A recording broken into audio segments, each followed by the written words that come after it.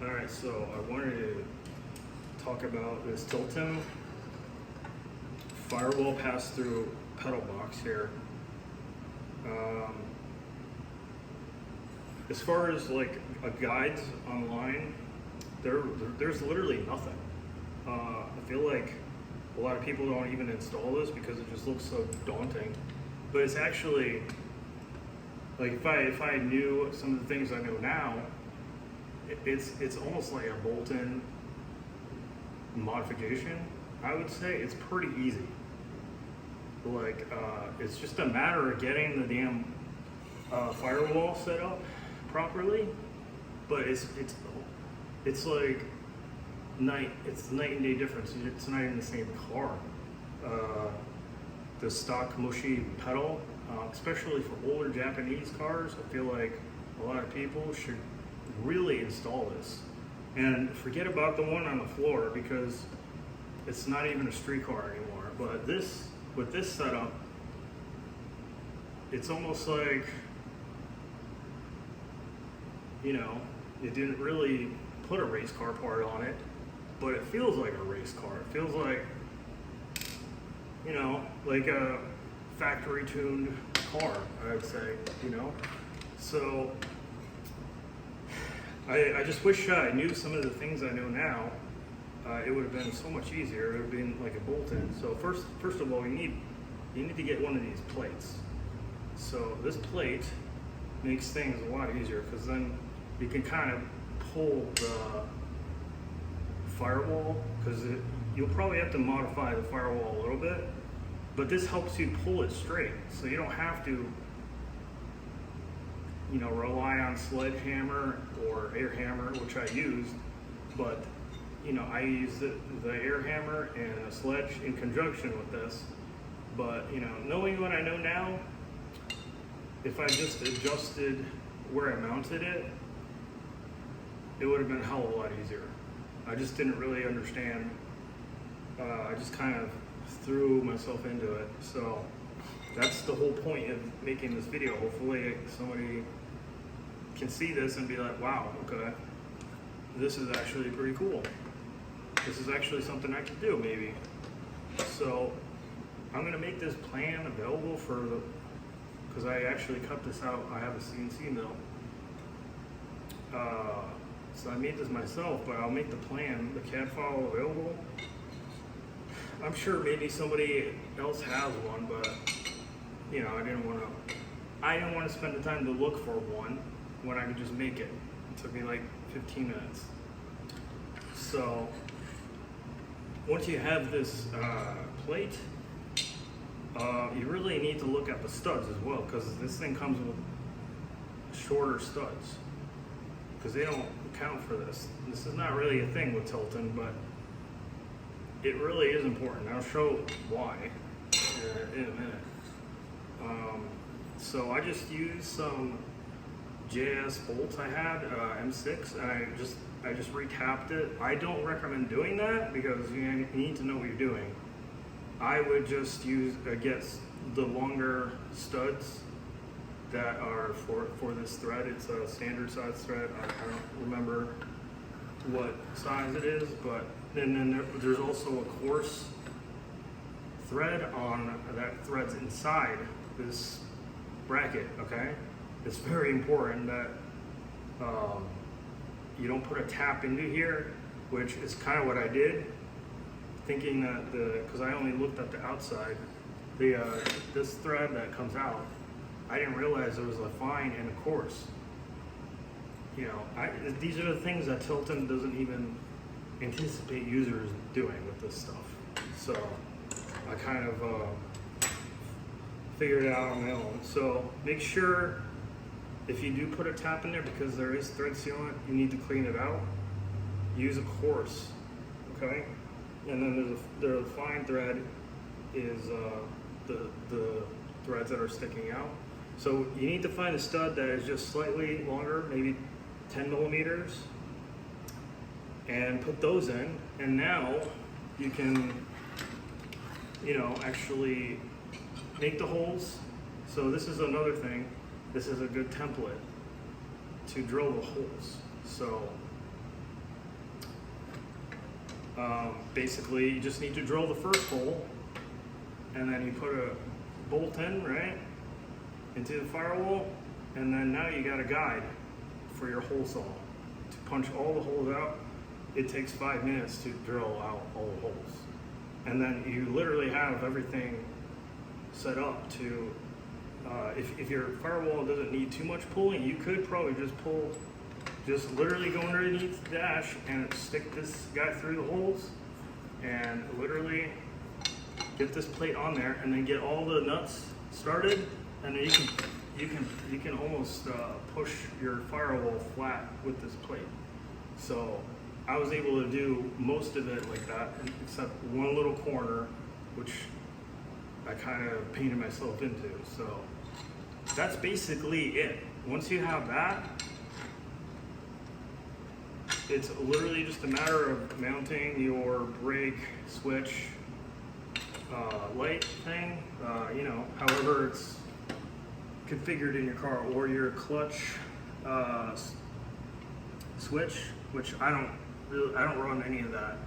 I just have the brake light switch, but there's provisions right here. There's threads on this body for the switches, so this should be pretty easy. I'm not gonna go over that, but that's like the simple thing to do, after everything's installed. So, there you go. That's your booster delete kit, and I guess I'll play some footage of my finished result, I guess.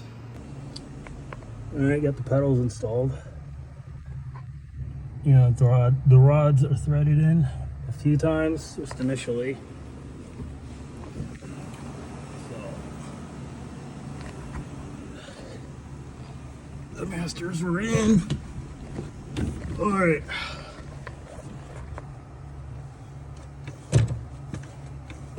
Very nice. Great success.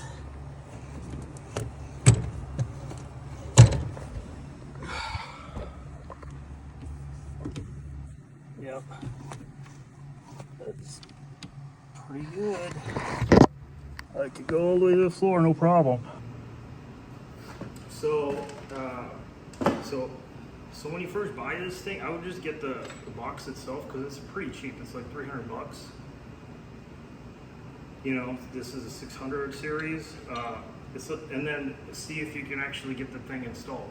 If you get it installed, then go ahead and buy the master cylinder kits. You need 3 of them. I went ahead and just bought everything because I'm an animal, I guess. And once you have the cylinder kits, you pop them in, and essentially you're done. You just gotta run, you could run braided brake lines to the wheels to reconnect everything, or run brand new lines, which is what I'm gonna do. The thing is with this, you don't even need like a proportioning dial. You can tear that out. This is your balancer right here with this setup here. So the other thing I want to mention is what I did is like 3D scan using the Shining scanner. I 3D scanned under my dash, and that helped a lot to figure out like where to mount it, because you could go left or right of the column, and I guess I could play some footage of me fumbling my way through that.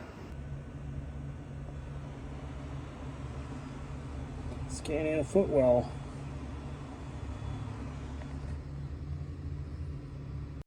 Alright, I got the CAD model of the pedals here with the column, and I could see definitely, this is definitely the best way to mount it. The firewall is just there's too much to push out with the firewall. That's it's like 3 inches or something. And mounting it right here, it's almost flat. It's almost all flat, and then you just got this much to push out. So the firewall, just a little section right there, and there's nothing here. All right.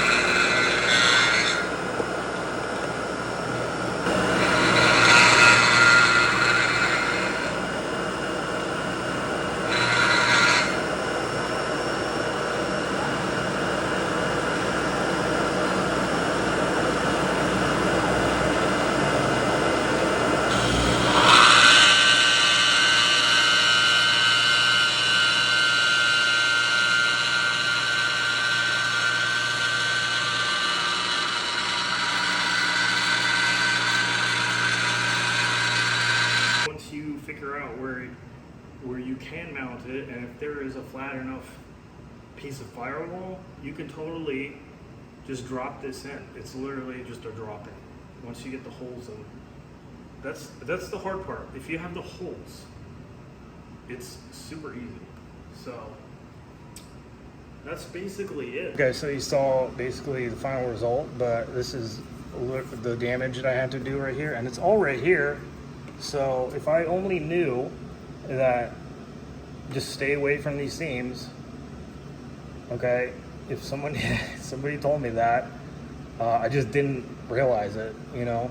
I just got a little too close, and I had to, honestly, I didn't even know I had to pull it that much, but I did. So I actually used the plate with a washer and with the bolt behind here, and I used the plate, and I did majority of the pulling that way. But then there's also this inner metal layer, so there's two skins, okay? The main firewall outer skin, and then there's like this thinner inner skin, and that is a total pain in the ass. It gets in your way, so you can't mount it flat or anything. You gotta cut it out.